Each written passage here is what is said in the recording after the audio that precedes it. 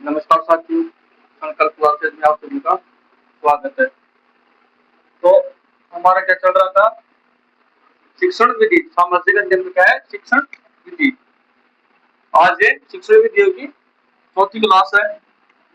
तो जो भी चैनल पर नए हैं वो चैनल को सब्सक्राइब कर लो और लाइक, कमेंट और शेयर करना ना भूलें। तो इसमें शिक्षण विधि में पहला प्रश्न है क्या? पहला प्रश्न है इसमें कि सामाजिक अध्ययन की प्रकृति को समझने के लिए किन बिंदुओं पर अध्ययन ध्यान देना आवश्यक है। क्या है कि जो सामाजिक अध्ययन है इसकी प्रकृति को समझने के लिए किन बिंदुओं पर ध्यान देना आवश्यक है। तो इसमें प्रमुख तीन बिंदु है। क्या है? तीन बिंदु कौन कौन से हैं? जिसमें पहला है विशाल एवं व्यापक प्रकृति।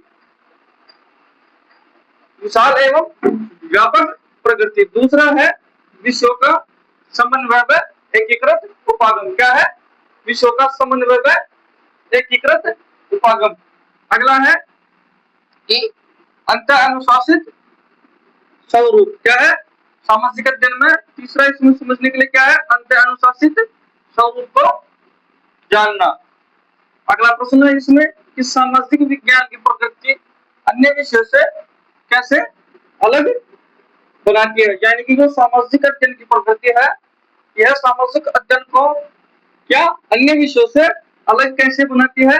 जैसे अन्य विषय इतिहास, समाजशास्त्र, भूगोल, इन विषयों से कैसे अलग बनाती है? क्योंकि यह अद्वितीय एवं संयोजन है। क्या है? अद्वितीय एवं संयोजन है, यानी कि विषयों के मेल के कारण।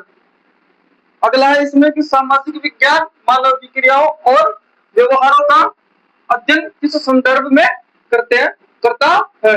यानी कि जो सामाजिक विज्ञान है यह मानव क्रियाओं का और व्यवहारों का अध्ययन किस संदर्भ में करता है? तो यह किसके संदर्भ में करता है? यानी कि समाज के संदर्भ में। किसमें? समाज के संदर्भ में। सामाजिक विज्ञान किसके संदर्भ में कार्य करता है?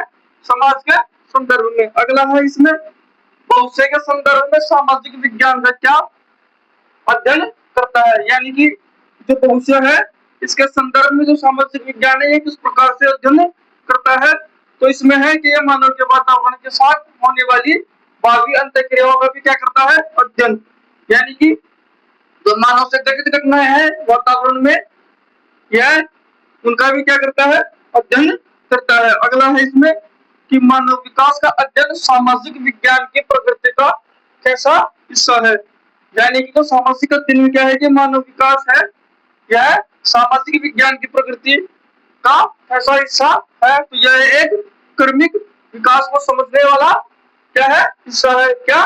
सामाजिक विज्ञान या सामाजिक अध्ययन किसको है? मनुष्य के क्रमिक विकास का समझने का अध्ययन। अगला है इसमें कि सामाजिक अध्ययन का दायरा अत्यंत व्यापक होने के कारण कैसा है। यानी कि जो सामाजिक अध्ययन है इसका दायरा कैसा है? व्यापक यानी बड़ा है। यह इसका मुख्य कारण क्या है? तो इसका मुख्य कारण है कि मनुष्य की गतिविधियों असीमित होने का कारण। यानी कि जो मनुष्य है इनकी गतिविधियां असीमित होने के कारण सामाजिक अध्ययन का दायरा अत्यंत बड़ा है। अगला है इसमें कि सामाजिक अध्ययन किन दो जीवन पक्षों को जोड़कर पढ़ाने पर जोर देता है। क्या है? जो सामाजिक अध्ययन है यह किन दो जीवन पक्षों को जोड़कर पढ़ाने पर बल देता है। जिसमें पहला है सामाजिक जीवन।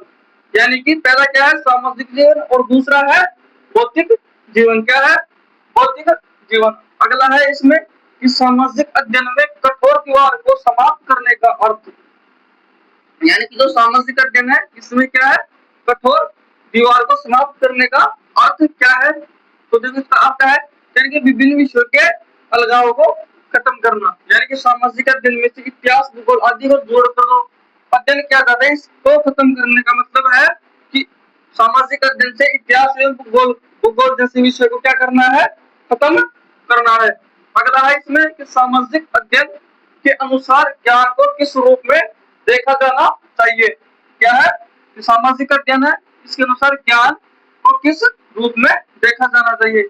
यानी कि जो सामाजिक अध्ययन में ज्ञान है इसको समग्र रूप से यानी कि एक रूप से देखना चाहिए। समग्र रूप का अर्थ होता है एक रूप।